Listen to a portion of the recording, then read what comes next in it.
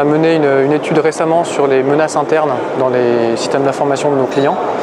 On s'est basé sur cette étude et puis effectivement aussi sur les 10 ans d'expérience qu'on a sur ce secteur-là. On voit grandir de manière importante l'impact de ces menaces chez nos clients. Alors, la une de la presse l'a fait, on a parlé ces derniers temps sur des affaires qui ont fait beaucoup de bruit. On se rend compte chez nos clients que la menace ne vient pas que de l'extérieur. Il y a quelques années, on considérait que la menace était uniquement à l'extérieur et en mettant des clôtures et des murs, pour faire simple, on protégeait notre patrimoine informationnel. Aujourd'hui, on a fait un grand pas en avant avec une énorme prise de conscience de nos clients et on se rend bien compte qu'il y a des intrusions qui peuvent avoir lieu et du coup après la menace il est rentré et la menace est en interne, et on a également des menaces qui viennent essentiellement des salariés, des prestataires, de systèmes de malversation, de corruption de personnes, donc il faut vraiment se prémunir de ça. Donc on voit cette prise de conscience aujourd'hui chez nos clients et on voit de plus en plus de projets qui visent à contrôler ce qui se passe en interne, mieux gérer les accès à l'information, classifier l'information évidemment, et on sent aussi une prise de conscience d'un point de vue plus politique avec les nouvelles directives européennes qui sortent aujourd'hui sur la protection des données personnelles.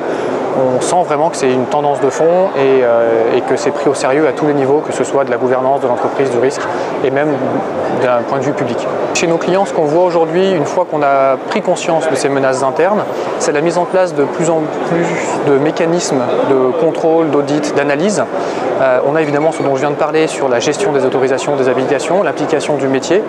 L'idée étant de déporter la responsabilité ou de rendre la responsabilité et la décision au métier, puisque la donnée lui appartient quelque part, c'est pas l'informatique qui doit décider de ça. On voit de plus en plus également de projets et d'initiatives sur la partie audit, traçabilité, être capable de pouvoir entre guillemets remonter le temps pour comprendre une attaque.